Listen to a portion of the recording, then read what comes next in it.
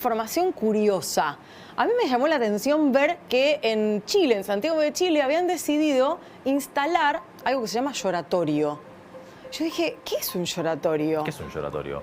Mira, esas son las imágenes. Fíjate lo que es. Ahí la gente va ingresando al lugar como una especie de espacio donde tener tu momento de soledad. ¿Para qué? Para Mira. llorar. Conozco mucha gente que le vendría bien eso acá en Bueno, Argentina. es en plena Alameda, con lo cual estamos hablando de un lugar muy emblemático. La Alameda, que es la avenida principal de Santiago de Chile, es como decir la 9 de julio acá, más o Exactamente, menos, como si fuera el obelisco. a, bueno, cerca de donde está el Palacio de ¿Dónde está el Gobierno, Palacio? la Plaza de la Exactamente. Moneda. Bueno, disponible hasta el 10 de diciembre. Es un lugar para que sea refugio para las personas que necesiten descargar su llanto antes de llegar a su casa. Es decir, venís del laburo, estás súper cargado, no das más, tengo ganas de llorar.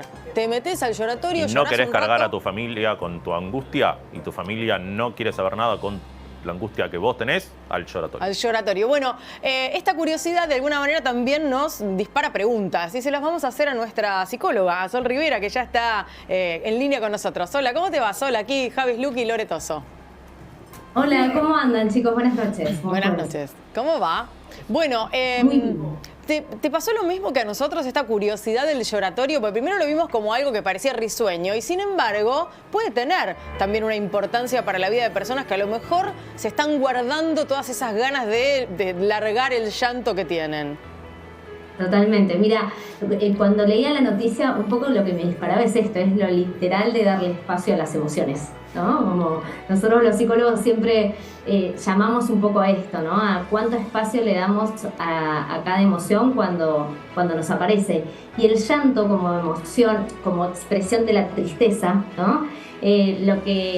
Lo que ocurre es que muchas veces la esquivamos, ¿no? Porque no es productiva en términos de que no nos invita a seguir produciendo, rindiendo, sino que nos lleva a parar, a meternos para adentro, ¿no? Esa emoción que nos conecta más con la melancolía y con la nostalgia. Claro. Entonces sorprende, pero en algún punto tiene esa función, ¿no? De que literalmente tengamos un espacio emocional, ¿no? Qué bueno, qué bueno. ¿En qué momentos entonces está bueno a veces guardarse las propias emociones? Por ahí vos decís que no es tan bueno nunca, pero bueno, por ahí hay ciertos momentos en los que uno quiere, como decía recién Chiste, no cargar a tus seres cercanos con tus propias angustias y es lógico guardarse un poco más.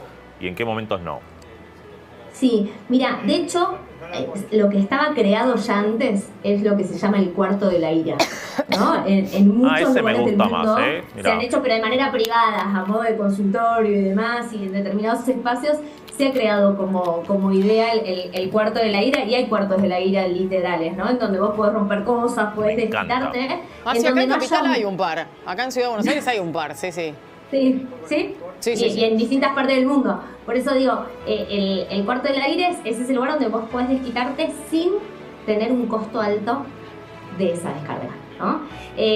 Con la tristeza, y en este espacio que se ha creado, ocurre lo mismo, ¿no? El cómo podemos conectarnos con nosotros y descargar esa emoción para luego, una vez que baje la curva emocional, sí elegir qué hacemos con ella. Ok. ¿No? Quizás no tiene que ver tanto con el no cargar al otro, sino con poder descargar en ese momento de la curva emocional en la que estamos en el pico y no Sí. podemos elegir otra cosa que reaccionar, ¿no? Poder descargar de una manera lo más adaptable posible o con el menor costo posible, y luego de eso, de que baje la curva emocional, sí poder elegir cómo responder. Qué No bien. solamente la descarga sin darnos cuenta que, bueno, cumple una función cada emoción y algo debemos hacer con ello, ¿no? En nuestra vida. Voy a una pregunta que es anterior a que lleguemos a la instancia de llorar y que busquemos cómo encontrar ese espacio para hacerlo y si lo queremos hacer en privado. ¿Por qué nos cuesta tanto asumir que lloramos? Yo creo que, bueno, con todas las emociones, pero con la tristeza, con el llanto específicamente. El llanto es la expresión típica de la tristeza. Después podemos llorar de alegría y demás, Sí. pero en general nos referimos a la tristeza como emoción. Es una de las emociones que más nos conecta culturalmente con la vulnerabilidad, ¿no? Ok. Digo, cuando alguien está llorando, lo estamos viendo y se expone vulnerable. ¿Por qué? Porque ha perdido algo, ¿no? La tristeza tiene que ver con la pérdida, con algo que pasó, con algo que ocurrió y ya no está más, con algo que deseábamos y no pasó. Digo, tiene que ver con el duelar algo del pasado. Y esta cultura nos fomenta mucho, ¿no? El conectarnos con lo que nos fue, mucho menos conectarnos con esa vulnerabilidad de, de las expectativas versus lo que ocurrió, ¿no? Entonces creo que la tristeza es una de las emociones con la que más nos cuesta conectar. Durante mucho tiempo más a los hombres que a las mujeres, porque culturalmente también lo hemos comentado, ¿no? Es verdad. Hoy está más equiparado, pero sigue siendo de igual manera una emoción difícil de mostrarle al otro, ¿no? Como vulnerabilidad. Totalmente. Y vos decís que es esencial darle espacio a las emociones, como dice aquí al Graf, y te lo pregunto al revés, ¿qué pasa internamente si no le damos espacio a esas emociones entonces? Mira, Javier, es buena tu pregunta porque las emociones, vieron que cuando aparece una emoción lo que queremos es salir de ella. Displacentera, ¿no? Por supuesto, estamos hablando. Sí, sí. Y las emociones no se superan si no las atravesamos, ¿no? A lo veces dijiste tenemos otra una vez. fantasía. Me acuerdo que lo dijiste otra vez y me pareció una frase interesante. Claro, muy Entonces, interesante. queremos evitar, queremos salir, queremos echarla, queremos anular. Y en verdad el superar y aprender de ella tiene que ver con el atravesarla y ahí el preguntarnos sobre todo qué información tiene. La emoción es información, ¿no? Las emociones son como el tablero del auto que nos informa, bueno, si falta nafta, si falta... Bueno, las emociones son información para nosotros. Claro. Entonces, el poder... vos imaginate que si estás en el auto y se te enciende una luz, estaría bueno prestarle atención, ¿no? Decímelo a mí que me pasó hoy a la tarde. Hoy a la tarde me pasó, mira, ni que hubieras estado conmigo en el auto. Y me alteré, obviamente. Tuve que ir a llamar al mecánico y decirle, ¿qué pasa con esto? Bueno, hay que hacer lo mismo con las emociones, entonces. Y como con el auto, como a muchos nos pasa, a veces es difícil de codificar qué es esa luz, ¿no? ¿Qué es esa emoción? ¿Qué es eso? Y el ponerlo en palabras, bueno, ¿por qué me está pasando? ¿No? Porque la emoción tiene un canal directo al cuerpo, ahora que lingüísticamente podamos ver con qué tiene que ver y qué nos viene a decir, es fundamental. Por eso es importante, como decías vos, Javier, darle espacio.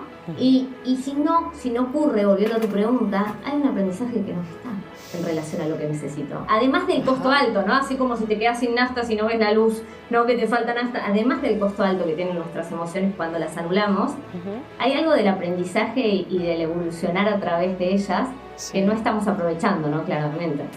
Salvando las distancias, estaba pensando, ¿se acuerdan que hace un tiempo empezaron a gestarse en muchos lugares del mundo y sobre todo algunas empresas lo impusieron, los siestarios, ¿no? Lugares, espacios para dormir una siesta pequeña, para poder recuperarse. Bueno, hay muchas, nunca fui, pero hay cada muchas vez empresas que tienen siestarios y hay siestarios que son públicos en otros países. Acá no sé si hay, tendría que averiguar, pero creo que hay algunos en el centro y demás. Sí, pero digo, privados hay, pero no claro, al modo de los siestarios, ¿serviría tener lloratorios así como lugares donde vos decís, por ejemplo, en el trabajo, de un momento te agarra una crisis y no tenés ganas de llorar delante de todos tus compañeros?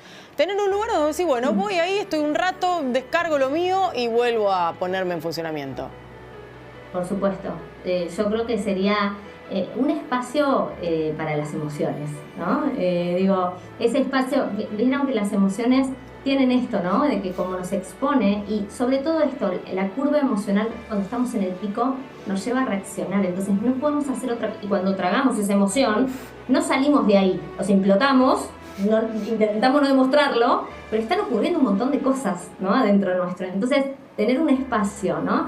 De hecho se trabaja mucho, por ejemplo, ya con terapia de niños, ¿no? Como los niños pueden tener, se llama la caja de la calma, ¿no? Es esa cajita que cuando los niños están atravesando emociones displacenteras pueden recurrir para aliviar sus ansiedades, sus tristezas, su enojo, ¿no? Y está diagramado con distintos elementos. Bueno, tener un espacio, sea una caja, sea un cuarto, un espacio dentro de las oficinas, ¿no? Una oficina propia, me parece que convocaría mucho a esto, ¿no? Estamos dando espacio a las emociones. O un centro de ira en las oficinas también está. También, bueno, pero espacio de las emociones y que tenga un rincón de la ira, un rincón del llanto, ¿no? Pero a ver, vos, todo en el mismo lugar. Claro, pero Sol, recién decías que hoy en día los hombres tienen más permitido llorar, y coincido, pero también me parece que por ahí alguna tendencia... ¿Cómo acá me dice el productor que si quiero llorar, que llore? Como Moria, subimos unas décimas. como Mamó. Bueno, ahí va, dale. Ahora, si querés llorar, llorá, esto sería así. No, pero creo que hay otro elemento, que son las redes sociales, que te hacen siempre mostrar al contrario tu perfil más exitoso. No sé, vos, Sol, ¿cómo ves esto?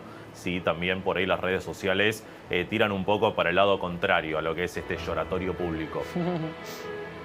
Sí, tiran, a ver, yo veo dos cosas en lo personal, ¿no? Psicológicamente hablando. Por un lado, o está el me muestro perfecto, ¿no? Entonces las emociones displacenteras no existen en mi vida, ¿no? Es como todo es feliz, y eso no existe porque si vivo las emociones las vivo todas. o me anestesio, ¿no? Pero Claro.